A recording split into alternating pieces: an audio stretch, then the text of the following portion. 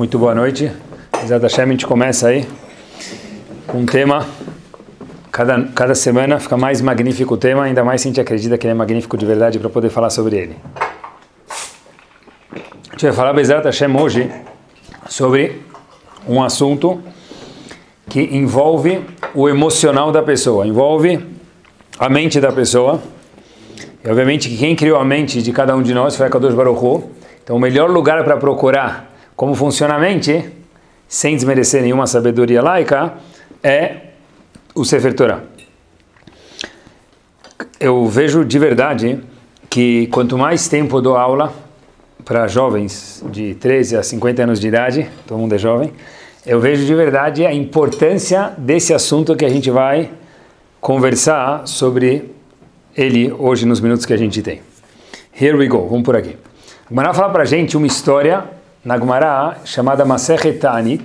Na página 26 a Gemara traz uma história. Não sei se é tão famosa, página 21a, desculpa, 21a. A Gemara fala, uma história que não acho que é famosa. Se for famosa, ótima, se não é, vai ficar agora. É a seguinte.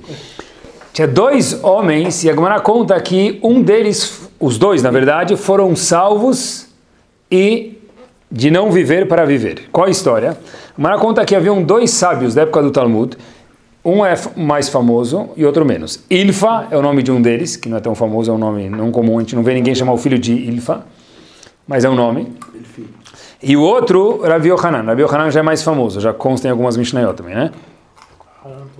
E Gemara também. Então, os dois eram ambos estudiosos, fala Gemara, só que em vez de sobrar salário no fim do mês, sobrava mês no fim do salário. Então eles não sabiam mais o que fazer. Então eles estavam muito preocupados com a situação econômica, cada um deles próprios, cada um dos dois. Falaram, a gente vai ter que trabalhar para não chegar a um nível de pobreza maior, a gente não vai conseguir sobreviver. Então tanto Ilfa quanto Rabi Yohanan saíram procurar aí, mandaram o currículo deles em algum lugar para procurar emprego na 25 de março, Bom Retiro, centro do Rio de Janeiro, aonde que tinha emprego, eles falaram, vamos conseguir alguma coisa. Eles sentaram no caminho que eles estavam indo procurar um emprego, eles sentaram num banquinho na calçada, onde dava para sentar, e eles foram comer um sanduíche. Então chegaram para comer um sanduíche, comer alguma coisinha. Os dois estavam sentados, e Rabi Yohanan, de repente, escutou dois anjos conversando. De novo, os dois personagens eram Rabi Yohanan e Ilfa. Rabi Yohanan escutou dois anjos conversando. E eles falaram o seguinte, os anjos estavam falando, olha, vamos derrubar o muro sobre eles. Eles estavam perto de um muro, parecia que ia cair, sentado comendo sanduíche. Vamos derrubar o muro sobre eles? Por quê? Então os anjos continuam dizendo, poxa vida, como pode ser que eles estavam até agora estudando Torá, que são coisas que são eternas, e vão abrir mão de uma coisa eterna, assim disse um anjo para o outro, para se ocupar de uma coisa que é finita. Então, começaram a escutar esse barulho da conversa. E o outro anjo retruca e fala, sabe o que? Não vamos derrubar o muro. Sério? Mas por que não? Você tem que me convencer que não vai derrubar o muro. Fala, não vamos derrubar o muro porque vai sair uma pessoa grande deles, uma pessoa muito importante deles. Então, se a gente derrubar o muro, vai matar a pessoa. Então, por isso, os dois foram salvos e o muro não caiu, porque um deles ia virar uma pessoa grande. Então, já que o muro estava lá, ia cair nos dois. Então, pelo mérito de um, os dois foram salvos. Então, os dois foram vivos. Se mantiveram vivos, Ilfa e Rabi Yohanan. Aí Rabi Yohanan vira para Ilfa e fala, você escutou alguma coisa? Eu escutei algumas vozes de dois anjos conversando, alguma coisa? Aí ele fala, não escutei nada. Fala, o que você escutou? Fala, não, deixa para lá. Então, Rabi Yohanan escutou essa conversa do muro, indo cair, um vai virar grande, vai salvar os dois. Ilfa não escutou nada. Então, Rabi Yohanan falou, opa, se eu escutei, tem coisa para mim aqui, que já por si só, já merecia um shiur aqui. Quando a gente escuta alguma coisa, isso está diretamente conectado com quem? Com a gente, não com o vizinho, né? Não, ele quis dizer para o vizinho, não para mim. Não, tem a ver comigo. Então, continua a história, a Gemara termina o que aconteceu. Anos depois, eles foram fazer um get-together, uma festa para se reencontrar. Quem estava lá na festa? Ilfa e Rabi Yohanan. Ilfa foi trabalhar. E Rabi Yohanan, que escutou essa voz, que ia ser uma pessoa grande, voltou para o Bet HaMidrash, estudou e virou um dos grandes Rashei Yeshiva, chefes da escola de estudo de todo o povo judeu. Tá bom? Um virou um grande businessman, o outro virou um grande estudioso. Rabbi Yochanan virou estudioso e ele foi trabalhar, foi bem sucedido economicamente. Falaram para Ilfa o seguinte, olha, se você tivesse ido estudar, você também seria uma pessoa grande. E Rashi traz que Ilfa era mais capaz em estudo do que Rabbi Yochanan. E depois Ilfa falou, olha, eu só fui trabalhar porque eu precisava de Parnassá e até a Gemara fala que Ilfa subiu no mastro de um barco e falou, podem me perguntar qualquer pergunta do Talmud, mesmo que eu fui trabalhar e não continuei estudando tanto quanto eu queria estudar, se eu não responder, vocês podem me jogar do mastro do barco para baixo. Tá bom. Então, mas aqui termina a história, voltamos para o que nos interessa. Rabbi Yochanan, o que ele fez? Foi estudar e Ilfa foi trabalhar. Agora, a pergunta é a seguinte, por que Rabbi Yochanan saiu de Yeshiva para comer o sanduíche que ele estava indo procurar um emprego? Por que ele foi procurar um emprego? Porque já estava no gogó, já estava no pescoço, que ele não tinha mais dinheiro para pagar as contas. Quando ele escutou a voz, o que Rabbi Yochanan fez? Voltou. A Gemara não faz essa pergunta, mas a gente que está indo a Gemara, a gente pode se questionar. Como é que ele fechou as contas? Se ele saiu de Yeshiva porque já estava na garganta, e aí ele falou, um dos dois tem que ser chefe. Eu escutei e você não escutou, então deve ser que está falando com quem? Com você. Então Rabbi Yochanan falou, beleza, já que eu escutei, está falando comigo, ele continuou estudando. Mas a pergunta é, se ele não estava fechando as contas, como é que ele voltou a estudar? Então olha que interessante. Eu vi uma resposta espetacular faz muito tempo, eu guardei para falar em uma ocasião, e aqui hoje à noite, Bezerra Hashem, é o seguinte. Na própria Gemara tem uma dica da resposta. Quando Ilfa escutou os anjos, quando Rabbi Yochanan, melhor dizendo, escutou um anjo conversando com o outro, vamos derrubar o muro, mas um vai virar grande, então não vamos mais derrubar o muro, vamos deixar os dois vivos. Falou o seguinte, olha, se eu escutei tem a ver comigo, então deve ser que eu vou virar Rosh Yeshiva, o chefe das escolas de estudo do povo. Mas você ainda tem contas, mas presta atenção, quando a gente quer alguma coisa muito demais, mesmo que as contas continuam a vir, eu vou dar algum jeito para gastar menos luz para a conta vir menor. Eu vou dar algum jeito, ou as contas que forem, vai se organizar. Isso em hebraico é chamado Kochot HaNefesh. O Hazon Ish traz muitas vezes, ele não aborda essa Gemara, mas ele traz muitas vezes nas cartas dele, e tem outros livros também, vamos chamar assim de, entre essas, psicologia judaica, que trazem chamado Kochot HaNefesh. Kochot HaNefesh é força da alma ou força do intelecto, vamos dizer, tanto faz. Tradução, alguma coisa, um dos dois, que seja Kochot HaNefesh, vamos traduzir força da alma ou força do intelecto, que quando a pessoa tem algum incentivo, ele tem um cor dentro dele que gera isso, ele fala, tudo bem, se é para mim virar o Rosh Yeshiva, eu sei que tem esse grão que vai germinar dentro de mim, eu vou dar algum jeito com minhas contas para me organizar, porque eu sei que tem um futuro belo à minha frente. E ele falou, não escutou isso, foi trabalhar. É espetacular quando a pessoa tem esse incentivo, o potencial e a capacidade que pode gerar e fazer ele trabalhar, tudo se resolve. Eu aprendi dessa Gemara que quando a pessoa tem um potencial, é pouco isso. Quando a pessoa acredita nesse potencial, é muito maior. Porque Rabbi Yochanan já tinha o potencial de ser Rosh Yeshiva ou não tinha? Claro que tinha. Quando ele escutou os anjos conversando, um dos dois vai ser um gigante, ele que escutou, ele falou, tem a ver comigo, o potencial já estava lá, só que eles já estavam prevendo, vamos chamar assim, o futuro. Se você investir, vai sair isso. Ele já tinha o potencial, mas não acreditava ainda em si, porque ele não imaginava que isso ia acontecer. Pessoal, a gente aprende daqui algo espetacular, de novo estrondo, que ter um potencial é bom. Mas enquanto que eu não acredito nesse Koach HaNefesh, nesse meu íntimo, que eu tenho isso, eu falo, tá bom, eu vou trabalhar, tá bom, eu não vou investir, tá bom, qualquer que seja o âmbito do pensamento. Acompanhem comigo, olhem que interessante isso. A gente teve no Egito alguns faraós. Faraós é uma posição, não um nome. É um título, que nem tem presidente do Brasil, tem rainha da Inglaterra, tem faraó. Tiveram alguns faraós, mas teve um só Yosef. Yosef teve um só no Egito. Bom, no bairro tem muitos Yosef, mas no Egito teve um Yosef famoso, vamos chamar assim. Quem era o Yosef? Era aquele Yosef que ficou marcado, que quando ele entrou no Egito, saiu no famoso jornal Egyptian Times, que saiu lá? O Diário do Egito. Quando entrou Yosef, ele mudou a estrutura, a economia, a sociedade egípcia. Eu me explico. O Egito estava com fome. A gente sabe que teve uma situação econômica muito ruim. Passaram alguns anos de fome. E depois preveram que ia haver alguns anos de fartura. Primeiro fartura, depois fome. E Yosef reestruturou toda a economia do Egito, enquanto todo mundo que estava lá falando, olha, a gente vai morrer de fome. Yosef falou, não se preocupem. Sigam as minhas instruções que eu vou salvar vocês. Tá bom? Obviamente com toda a humildade que Yosef tinha. E Yosef reestrutura socialmente e economicamente o Egito. As pessoas estavam desesperadas, ele acalmou as pessoas e o Egito subiu. Quer dizer, as ações do tesouro do Egito, quem tinha comprado elas, comprou por pouco. Depois de um tempo que Yosef ficou no poder, as ações subiram e venderam ela a um preço milionário. Depois que Yosef saiu do posto, o que aconteceu? Caíram de novo.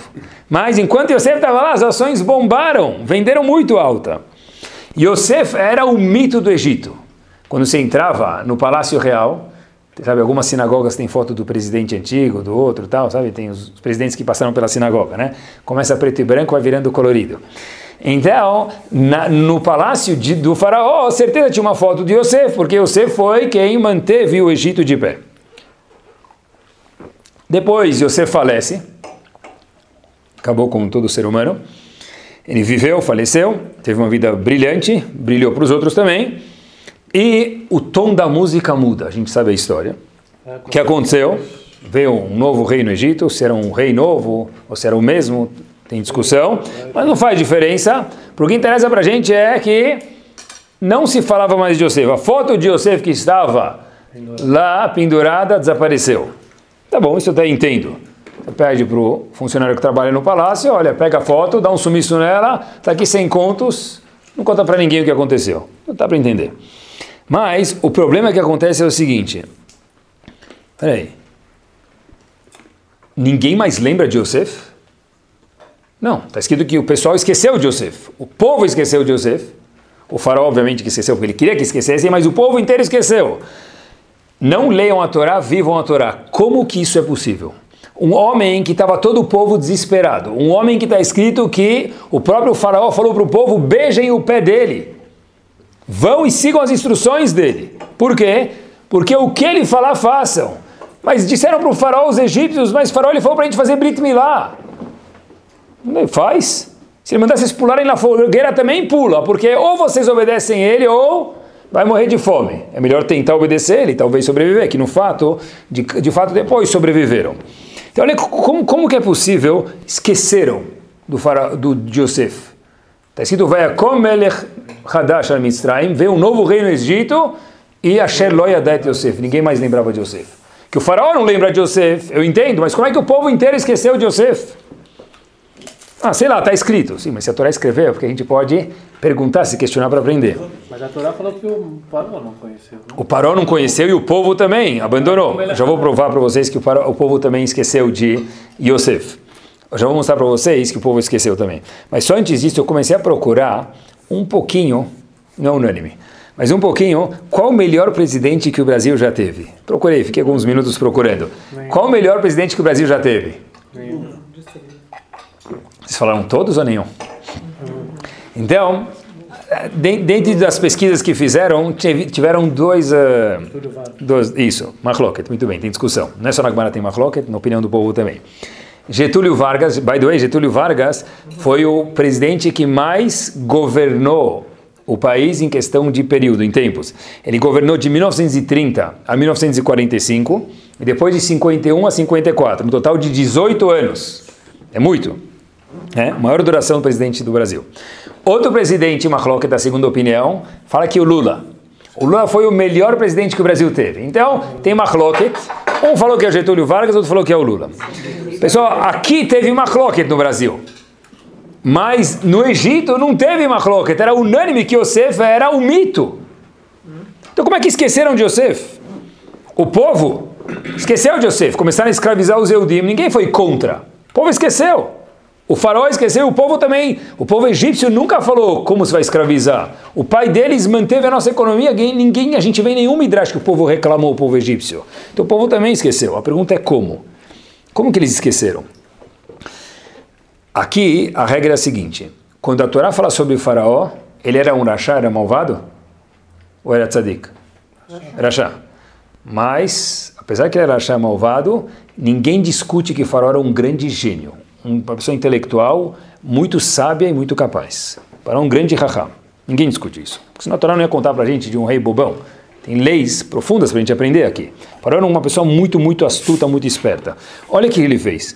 Paró viu o que a gente falou de Kochot HaNefesh, mas ele falou, dá para usar para o lado oposto. Rabi Yochanan usou isso para bombar ele para uma coisa boa. Ele acreditou e foi para frente. Paró falou, se Rabi Yochanan usou para crescer, eu posso decrescer os outros com isso. Olha que interessante. Tem uma passagem da Haggadah de Pesach, mesmo que agora não é Pesach, está longe de Pesach, mas a Haggadah de Pesach conta para a gente o que aconteceu no Egito. Está escrito, Vaireu otanu amitzrim. O que quer dizer Vaireu? Vem da palavra Ra. O que é Ra?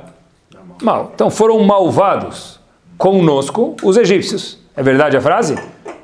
Foram muito malvados. Aí eu não lembro, obviamente você não lembra porque você não viveu. Mas o pouco que você escutou sobre a Segunda Guerra Mundial, se a gente procurar nos Midrashim, não sei se o Egito foi menos mal, infelizmente, com toda a sensibilidade, do que a Segunda Guerra Mundial. Então é verdadeira, obviamente, que a frase da Haggadah de Pesach, né? Obviamente que a Haggadah de Pesach não precisa do nosso aval, mas eu estou querendo analisar um pouquinho. Vaireu otanu mitzrim. Os mitzrim fizeram muito mal para a gente, os egípcios, quando a gente estava no Egito. Existe um Rav que comenta sobre esse pasuk, Vaireu otanu mitzrim. Como se fala em hebraico que eles me fizeram mal? Vaireu, fizeram mal. Lano, para nós, para a nossa pessoa. Então, nos fizeram mal em português. Vaireu otanu mitzrim, otanu é nós. Não é para nós. Então, Vaireu otanu mitzrim, o pasuk fica o quê? Fizeram nós mal. Não, fizeram mal, nos fizeram mal. Em hebraico, nos fizeram mal é Vairu Lano, e não Vairu Otanu. Vairu Otanu, o que é? Fizeram mal a gente, mas parece índio falando. Por que está escrito assim? Rav Shmuel, Zichron Libraha, tem um livro chamado Men Betashuv, ele fala algo espetacular, fala o seguinte. O Passuco não está ensinando para a gente o que aconteceu no Egito, está ensinando como aconteceu. Óbvio que eles fizeram mal para a gente, mas isso é peanut, isso é bobeira, não é isso que o Passuco vai ensinar para a gente. O verso vem ensinar para a gente, sabe o quê? Como eles conseguiram fazer isso, essa proeza? Vaireu lano, não fizeram mal para a gente, Vaireu otanu, nos fizeram mal, quer dizer, vocês são maus, vocês são pessoas ruins. O faraó começou a colocar dentro da cabeça das pessoas, dos egípcios, vocês, Yehudim, são pessoas ruins. Mas tinha Yosef, ele era um mito. Sim, ele era um mito, mas ele era uma exceção. O povo dele é horrível. Os irmãos dele, os netos e filhos deles, os Yehudim, são horríveis. Vocês são pessoas de segunda categoria. Vaireu otanu. Vocês são ruins, Yehudim. O que ele fez? Em vez de falar o que ele fez e trazer Midrashim para vocês, eu pensei, algo que está aí ser um pouco mais concreto para a gente, mais palpável para mim mesmo, é o seguinte. Eu estava lendo uma vez uma Bíblia, vamos chamar assim, sobre o Holocausto. Tem um livro em inglês muito, assim, muito completo, e com a visão correta, de acordo com a visão da Torá, obviamente, sobre o Holocausto, sobre a Segunda Guerra, né? Antes, Primeira, Segunda Guerra e Holocausto, fala bastante bem, assim, aborda fatos, números, e nesse livro aparecem algumas fotos verídicas de propagandas que os nazistas e Yimach Shemam Vezichram faziam sobre os Yehudim. O que eles faziam? Colocavam a foto de um Yehudi com um rato. Quer dizer, o Yehudi se assemelhava com o rato. A economia da Alemanha está sendo prejudicada por um Yehudi. O Yehudi é um avarento. O Yehudi é fedido. E saía nos jornais 1 dia, 2 dias, 3 dias, 4 dias. Inclusive, tinha fotos de ladrões Yehudim. Agora, se a gente for olhar um pouquinho, pesquisar na história, muitos dos Yehudim participaram pró-Alemanha na Primeira Guerra Mundial. Então, a gente puder fazer um paralelo, igual que Yosef ajudou os egípcios, muitos Yehudim foram pró-Alemanha no exército alemão. E como é que esqueceram?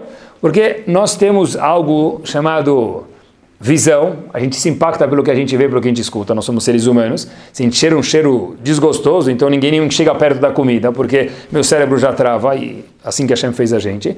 Então, se eu tenho Yosef, ou se eu tenho os Yehudim, que fossem a comparação na Primeira Guerra, que fizeram pró-Alemanha, Yosef pró-Egito, como vocês esquecem disso? Como vocês escravizam o povo? Pela mesma forma que os alemães e todo o grupo lá foram contra os Yehudim e poloneses. Como pode ser isso? Porque vocês não valem nada, vocês são incapazes. Vairu, não vairu lá, não vairu otano, vocês são um lixo. E o Egito, e anos depois, Hitler e Mark Shimon Zichro e todo o partido nazista começou a fazer propagandas, centenas, milhares de dólares e de vezes e de dias de quanto isso aparecia.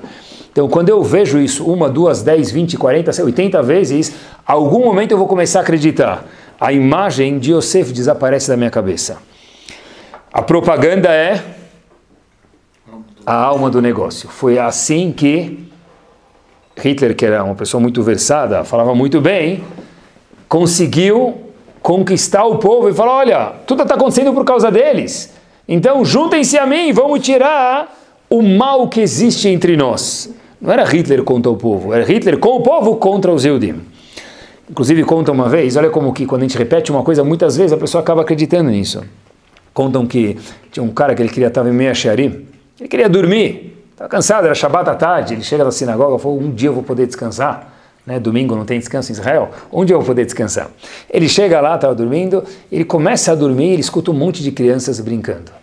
Todas as crianças vão embaixo lá na rua, começam a gritar, brincar de pega-pega, pisa-pisa, amarelinha, gritando. Ele falou, preciso dormir, é o único dia que eu tenho livre, eu tenho 1 hora livre.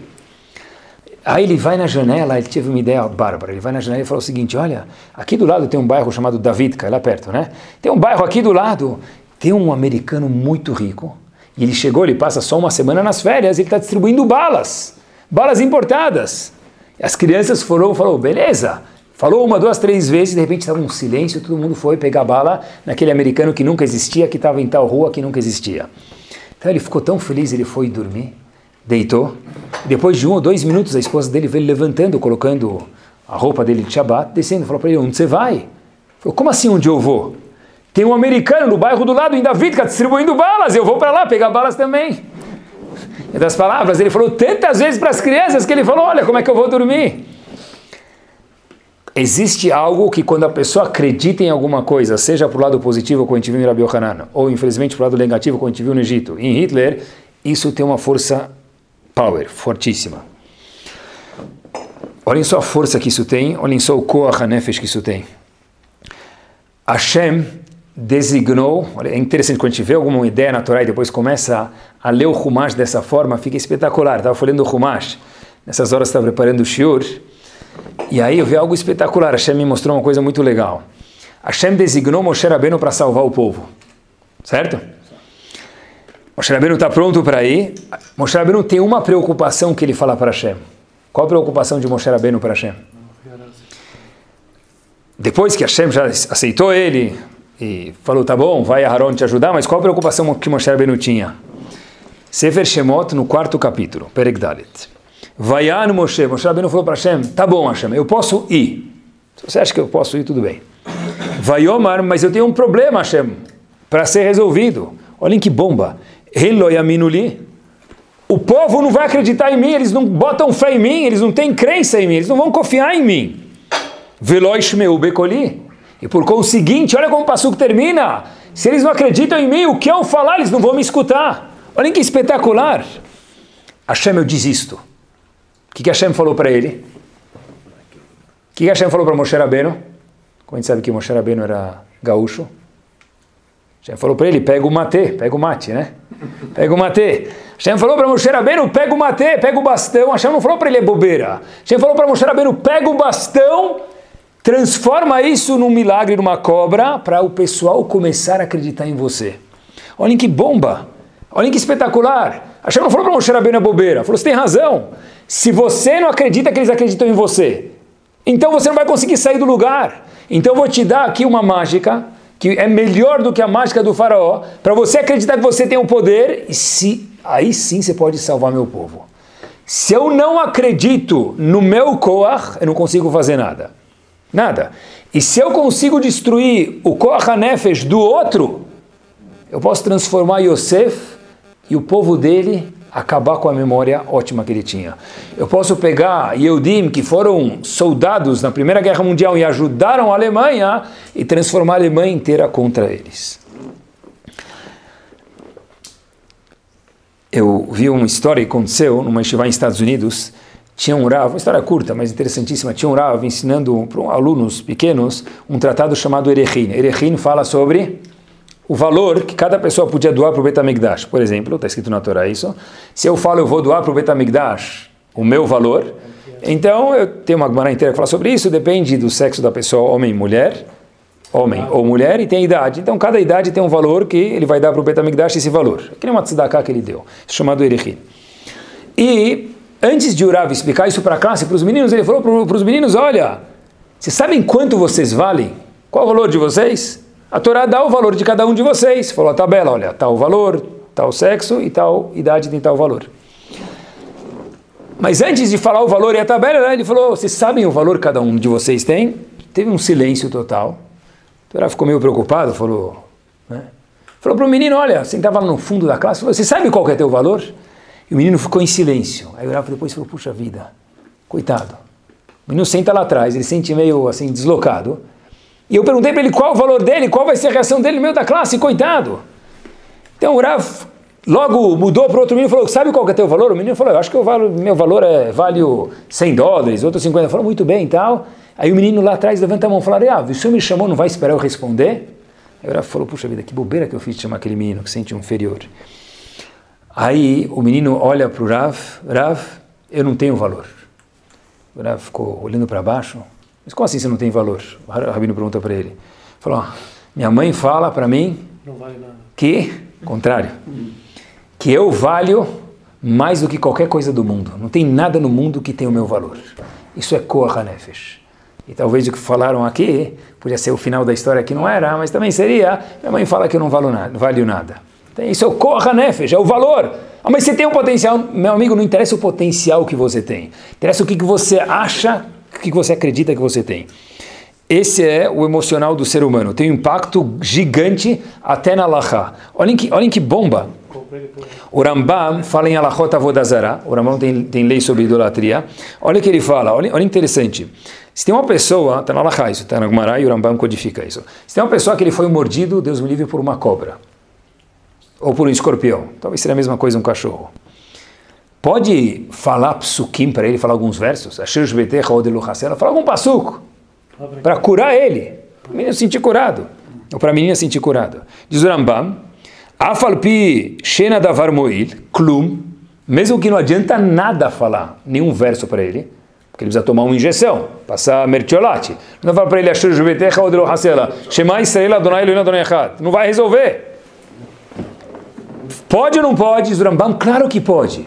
Mas por que? Pergunta o Rambam, por que pode? Porque olha que o Rambam fala, já que o paciente acha que pode, ele vai ficar mais tranquilo, então pode. Por quê? Porque ele vai curar mais rápido se você falar um passuco para ele. Pessoal, olha a força que a mente do ser humano tem.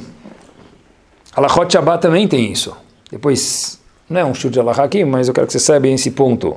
Cada caso tem que ser questionado, mas tem um caso no Shulchan Aruch, que a pessoa está de cama, coitado, tá dor de cabeça, qualquer coisa, está de cama, ele precisa ficar acamado. E o paciente é cego. Só que se ele souber que a luz está ligada, ele vai ficar mais tranquilo. Então na Halachá está escrito que pode pedir para um não Yehudi, cada caso é um caso, tem que se questionar, mas a grosso modo pode se pedir para um não Yehudi ligar a luz para ele, mas ele não enxerga. Manishtaná com a luz ou sem a luz. Presta atenção, ele vai ficar mais tranquilo se ele souber que a luz está ligada ou não. Vai. E se ele souber que estão enganando ele, não. Vamos falar que ligaram a luz e não ligaram. Então está escrito na Halachá que pode pedir para um não Yehudi, nesse caso específico, ligar a luz para ele. Olha a potência que tem a mente do ser humano. Se eu acho alguma coisa, eu acredito, me ajuda até a me curar. Rav Isaac Sher, que foi o Rosh Yeshiva de Slabotka, eu tinha escutado isso, mas nunca tinha lido, então nunca falei. Ele fala o seguinte, que mais grave do que a própria haverá é o impacto posterior à consequência que a Averá traz. O Yetzer Hara está mais feliz com a consequência da Averá do que a própria Averá. Não que pode fazer Averot, não é esse o show de hoje, mas mais grave do que fazer Averá é o impacto, a consequência que isso traz. O que quer dizer isso? Poxa vida, se eu fiz essa Averá, você que sou incapaz, você que não tem um valor. Isso para Yetzer Hara é mais jackpot do que a própria Averá. Apesar que a Averá causa um estrago grande no mundo, aqui embaixo, lá em cima, mas depois que eu faço a Averá, eu sinto, poxa vida, não é para mim, eu não sou tão querido para Hashem, e todos os pensamentos que a pessoa tem, isso para Yetzer Hara é mais valioso do que a própria Averá. Por quê? Porque quando eu tenho na minha cabeça um valor pequeno da minha pessoa, então como eu vou me comportar como uma pessoa pequena? E o contrário também é verdadeiro, obviamente. Olha, muitas vezes a gente tem esse pensamento, todo mundo, um pouquinho dele, e a minha aventura é dizer, a pessoa fala, poxa vida, olha, eu posso trabalhar e ajudar a Yeshivot, Kolakavot, obviamente isso é muito importante. Eu posso trabalhar e ajudar a tal pessoa, isso é muito importante. Mas eu próprio não tenho muita esperança de mim, como um Yehudi. Eu já ajudo, aqui no Brasil, fora do Brasil, eu já ajudo. Então, o que mais eu já posso ajudar?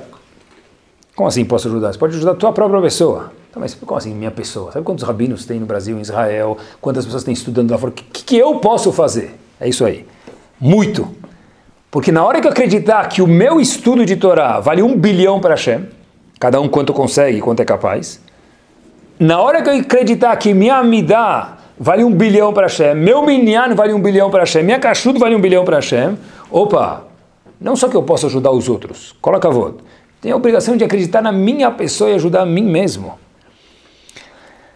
Eu fui para Israel faz 1 ano e pouco, e aí eu dediquei 1 semana para aprender. Eu gosto, quando eu vou viajar, eu gosto de aprender um pouquinho, tive a oportunidade uma vez. Então, eu dividi minha estadia lá, eu queria em 3 pontos. Um dia, passei o dia inteiro vendo material didático que eu podia aprender para usar melhor para os meus alunos.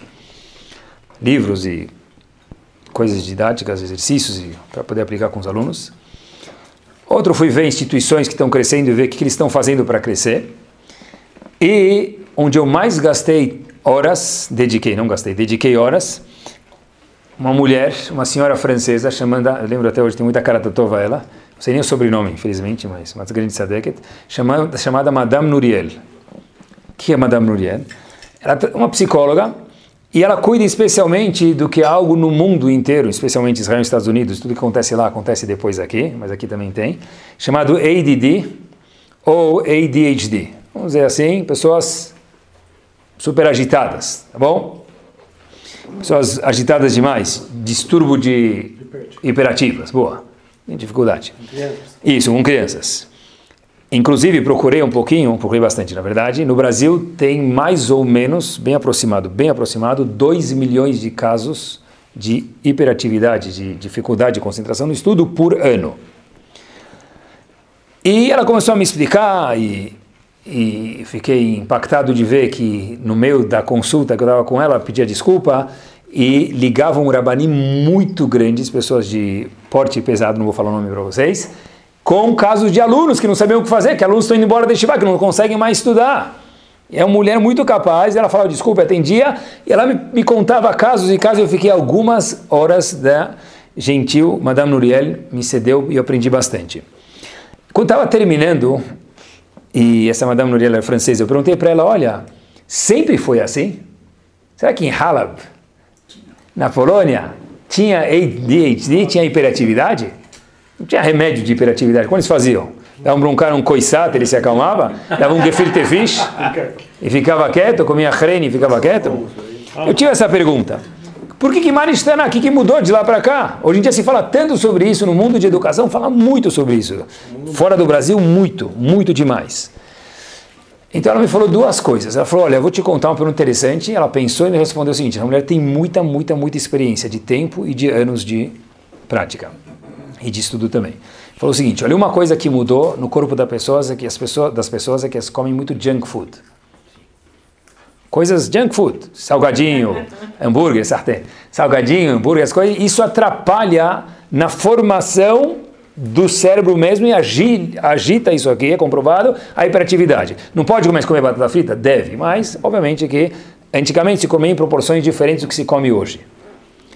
E tem um segundo ponto que ela me falou que certeza também mudou do passado para hoje. Falou o seguinte, olha, hoje a pessoa é muito mais frágil. Muito mais frágil. A capacidade de esforço dele é muito menor do que antigamente. E antigamente vamos chamar assim, o nível de tolerância de dificuldade era quanto? Vamos falar algum número que a gente vai ilustrar agora. 5. Quando chegava a 5, desistia. Até os 5 a pessoa corria atrás. Hoje em dia, o nível de dificuldade da pessoa desistir é 2, é 1,5. Então, antigamente, quando tinha uma pessoa com hiperatividade, ele corria atrás e estudava sem remédios com hiperatividade em muitos casos. Hoje em dia, precisa de tratar de um monte de formas diferentes. Por quê? Porque a pessoa é mais frágil. Quer dizer, mais frágil, eu não acredito que eu consigo. Eu não consigo mais. Não é só o junk food, eu não acredito que eu consigo. Se eu não acredito que eu consigo, não entrar com remédio, não tem como salvar. Olha que interessante. Eu vi uma frase espetacular, alguém mandou faz acho que uns 2 anos. Se a vida não ficar mais fácil, trate de ficar você mais forte. Olhem que bomba. Se a vida não fica mais fácil, você fica mais forte, você consegue encarar a vida. Implicações do shur do Kohot HaNefesh tem? Tem. Aumento de salário. Sério? O que tem a ver com Kohot HaNefesh? Acreditar com aumento de salário? Como assim que tem? Se você acredita na tua pessoa, se você se valoriza de verdade, obviamente sem viajar, então você vai ter autoestima, você vai falar, puxa vida, eu sei que o meu valor é esse. Não quer. Quando a pessoa vai já cabisbaixa pedir, tá bom, se ele já nem sabe se ele merece, então eu não vou dar para ele, atribuir esse valor para ele. Quando alguém te chama para fazer um new venture, alguma coisa nova, alguma coisa, uma subcategoria do teu trabalho, uma coisa nova, o que você vai fazer? Se você acha que você é capaz, fala, tá bom, vou pensar, não vou falar assim, mas eu vou pensar. Não é para mim, eu não consigo, peraí. Esse é o Kohot HaNefesh. Rabi Yochanan, depois que escutou que conseguia, ele falou, eu vou ir as contas, não sei, mas eu vou me virar. Quando a pessoa acredita, ele vai. Falar em público, segundo maior medo do mundo. Segundo, fizeram uma pesquisa no New York Times, sempre lembro, meu professor de oratória falou para mim algumas vezes, o primeiro maior medo das pessoas no mundo é morrer. O segundo maior medo é falar em público. Para falar em público, pode ter medo? Pode. Contanto que ninguém perceba que você está com medo. Isso que ele me falava sempre. Eu dublo bem. Então, olha que interessante. Quando você vai falar em público, um público diferente, um público maior, sempre falar em público. Para mim sempre dá medo. Mas em qualquer lugar, se você não acredita em você, você vai falar.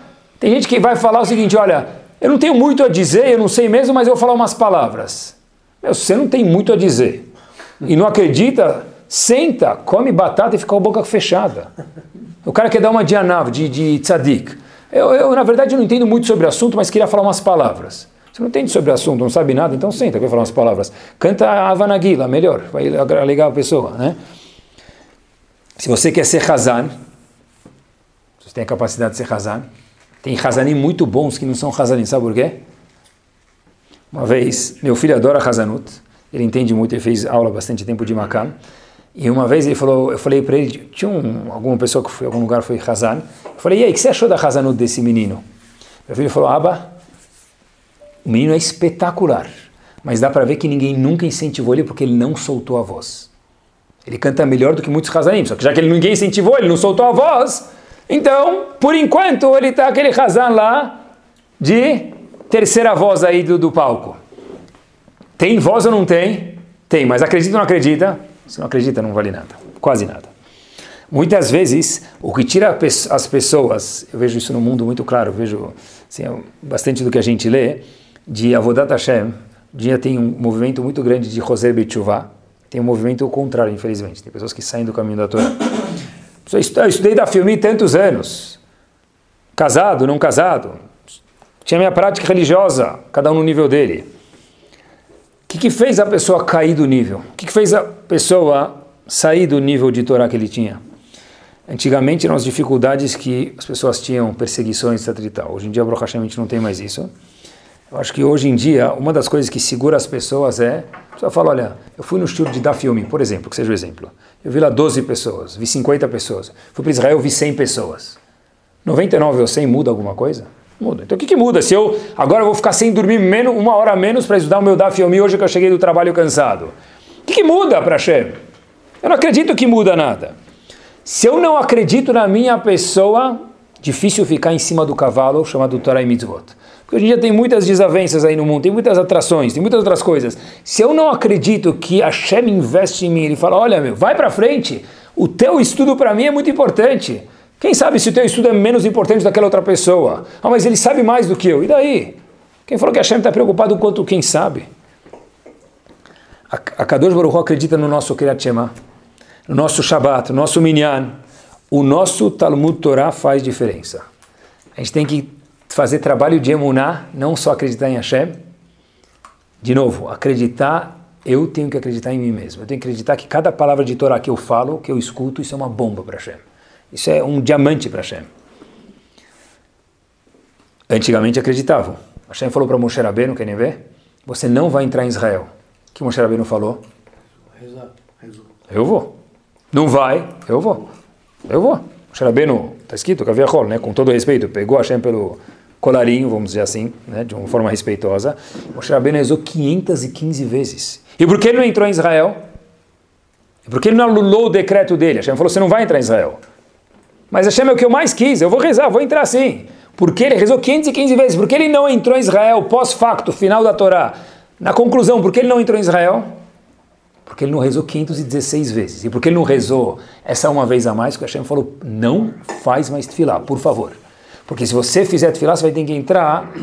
E aí, em vez de destruir o Bet HaMikdash, se você construir o Bet HaMikdash, eu vou ter que destruir o povo. Então, não entra, porque é melhor para o povo. Mas se Moshe Rabbeinu tivesse rezado mais uma vez, ele entraria. Por quê? Porque Moshe Rabbeinu falou, eu sei o poder da minha tefilá, mesmo com respeito, discutindo com a Kadosh Baruch Hu. Hoje em dia, quem te fala, já rezei 2 vezes, Hashem não me deu. Então, peraí, mas você acredita? Estou falando comigo mesmo. Tem que ter emuná em você, cada um dá um tapinha aqui nas costas dele próprio, de verdade. O que significa a palavra Yehudi hoje? Pergunta para um jovem, o que quer dizer a palavra Yehudi, judeu? O que ele vai te traduzir? Sei lá, Sukkot, pegar o Lulav, Gefilte Fish, comer matzah em Pesach, mesmo que ele é religioso, né? Vai cumprir, não come hametz. Olha o que significava a palavra Yehudi para o Barão de Rothschild, pessoal, olha que interessante. Uma vez o Barão de Rothschild estava andando na carruagem dele real, linda, chique, e aí vieram 2 homens assim na rua, lá no vilarejo, passando de um vilarejo para o outro na estrada, e gritaram lá, judeu, judeu, para o Barão de Rothschild. O Barão de Rothschild manda parar a carruagem, fala para os capangas dele, vai pegar esses meninos que gritaram a palavra judeu para mim. Os meninos vão lá, os capangas vão lá, pegam ele, trazem para ele e falam, o que o senhor quer que a gente faça com eles? Eles ofenderam o senhor. O Barão de Rothschild vira para eles e fala, eu quero que vocês deem 2 moedas para eles. 2 moedas para cada um? É muito 2 moedas, Barão. Pelo elogio que eles me deram, eles merecem 2 moedas. Eles me chamaram de Yehudi, isso para mim é um elogio. Muito obrigado, vocês merecem 2 moedas. Pessoal, qual é o feedback que a gente tem da palavra hoje Yehudi? Se alguém me chama de Yehudi, o que eu faço? Coloco o kippah mais para o lado, coloco um boné para esconder. Barão de Rothschild falou a palavra Yehudi para mim é um elogio, dá 2 moedas para ele. Porque, de novo, o que eu acredito que a palavra Yehudi é o Koch HaNefesh? O que você acredita que é um Yehudi? Contam que tinha um jovem que estava se afogando, e aí o cara pulou de roupa lá no mar para salvar ele, nadou, estragou, obviamente, estragou o celular, grave, né? Perdeu o celular na prova d'água, estragou o terno, salvou o menino. E o menino fala para ele, como é que eu posso agradecer o senhor, o senhor salvou minha vida? Quebrou até o celular do senhor, né? Grave. Aí ele falou para ele, como você pode me agradecer? Daqui para frente, cuida da sua vida, para que a sua vida seja meritosa de ser salva. Faz alguma coisa com a tua vida. Cuida para a tua vida e lembra que eu te salvei. Então, faça jus ao fato de você ter sido salvo. O Rebbe de Kotsk falava o seguinte, olha que bomba. Uma pessoa que chama o outro, uma pessoa que não gosta do outro é chamado de Irachá, não é? Todo mundo conhece isso, né? Musiquinha. Qualquer um conhece isso. Eu costumo dizer que porteiro de Genópolis conhece isso, né? É meu próximo como a ti mesmo. Passuco na Torá. O Rebbe de Kotsk diz que quem não gosta do outro é um Rachá. Mas não menos rachá do que ele é rachá quer dizer malvado. Não menos rachá do que ele é a pessoa que não gosta de si próprio. A gente escutou muitas vezes sobre Avtaleh HaKamocha. Hoje o shur é sobre eu gostar da minha própria pessoa. Eu acreditar na minha própria pessoa. Fiquei pensando nisso para terminar. Qual a definição da palavra Hinuch, educação, de acordo com esse shiur? O que quer dizer educação? Dos filhos, dos funcionários, da minha própria pessoa? Hinuch é eu incentivar a minha pessoa a acreditar mais em mim mesmo. Eu incentivar o meu funcionário, meu filho, minha esposa, meu marido, quem for acreditar na minha pessoa. Isso que é Hinuch. Oh, mas ele tem um belo potencial. E aí? Ele tem os números da loto, mas ele não joga, não vai ganhar nunca, meu amigo. Ter um belo potencial sem ninguém que me incentiva não leva a lugar nenhum. Ou leva a pouco. Toda ação ou fala que nós fazemos tem uma repercussão. Estou educando meus filhos, estou educando quem for. Depende. Se está construindo eles, está motivando, está educando. Se está destruindo, isso não é Hinuch. Estou exausta. Gritei com meu filho faz 1 hora, preciso ir para o spa agora. O que você está fazendo educando meu filho? Pessoal, depois que eu grito 1 hora com meu filho, eu estou destruindo ele. Igual tem Hurban Betamigdash, tem Hurban uma criança. Então, se eu destruir ele, eu não estava educando meus filhos. Não precisa ir para o spa, precisa ir para uma psicóloga, precisa ir fazer uma terapia de ver como cuidar dos filhos. Isso não é preciso de um spa para descansar agora. Isso é um ciclo vicioso. Olha que interessante. Se eu injeto mais confiança no meu filho, o que vai acontecer? Ele vai achar que ele pode mais, não vai? Ele vai fazer melhor. O que eu vou fazer? Fala, olha como você é capaz. Ele vai sentir mais capaz. Mais. Até que uma hora que vai acontecer... Vai pedir um carro novo, vai pedir alguma coisa. Não, mas o que vai acontecer? Ele vai de verdade produzir. Se eu faço o contrário, o que acontece? Se é um lixo, ele vai se comportar como um lixo. E aí, se é um lixo de novo, ele vai ser um lixo maior. Até que uma hora ele não vai ser mais nem reciclável. Eu acabei com ele. Koach HaNefesh que nós temos, não é o que nós temos, é o que nós acreditamos que a gente tem. Fizeram uma pesquisa, para terminar, nos anos 60, na Universidade da Califórnia, um professor de psicologia, ele é chamado Robert Rosenthal. Olha que pesquisa que ele fez. Ele fez um teste de QI com uma classe grande de universitários. E ele falsificou o resultado. Não sei se foi muito ético da parte dele, mas foi exatamente assim que aconteceu. Ele falsificou o resultado. Ele pegou, vamos dizer, desses 20 alunos, falou que eles têm um QI, sim, mais para baixo. E pegou aqueles outros 20 da classe e falou que eles estão um QI mais alto. Entregou isso para os professores e eles foram andando durante o curso da formação deles que eles estavam fazendo. Ele fez o mesmo teste de QI depois, só que agora o resultado foi o resultado verdadeiro. Olhem que interessante. Todos os alunos que ele falsificou que eram fracos, e na verdade não eram fracos, ele falou para o corpo docente que eles são mais fracos, etc. e tal. No fim da conclusão do curso, eles eram os alunos mais fracos da sala. E os alunos que ele falou que eram mais fortes, e na verdade não eram de fato, porque ele falsificou o resultado inicial, eram os 20 alunos melhores da sala. Então ele provou com isso na pesquisa dele, ele fez um estudo sobre isso, que não eram mais fracos. Mas já que a gente olhou eles como mais fracos, a gente tratou eles como menos capazes. Então, razitos, a gente cobra menos deles. A gente fecha o olho mais para eles, a gente deixa rolar um pouquinho para eles. Então, de fato, o que saiu deles? Pessoas menos capazes, apesar de que eles não eram menos capazes. E o outro lado da moeda é, os outros que tiveram nomenclatura de mais capazes, o que aconteceu? Se desenvolveram mais. Mas eles não tinham uma capacidade maior. Mas se eu sou professor e eu acredito que ele é melhor, eu vou tratar ele melhor, obviamente que num nível real. E aí isso vai acontecer que ele vai, de fato, responder a esse incentivo e vai ser uma roda gigante. O shiur de hoje é, nós não somos o que a gente tem dentro de cada um de nós, nós somos o que nós acreditamos que a gente tem dentro da gente. Que Bezat Hashem, a gente possa acreditar quanto a Kadosh Baruch Hu ama a gente, quanto Hashem investe na gente, que cada pessoa que está acordada e acordou de manhã, para manter um ser humano de pé, custa caro para Hashem. É muita parte física, química dentro da cabeça da pessoa, são contas a pagar. Hashem fala assim, me dá muito trabalho. Se eu estou te mantendo vivo é porque você é muito precioso para mim. Acreditar nesse cor que a gente tem, Bezat Hashem, deslanchar e cada um virar o Rosh Hashivá de verdade, de Hashivá que Hashem espera que ele tenha. Amém, querido. Amém.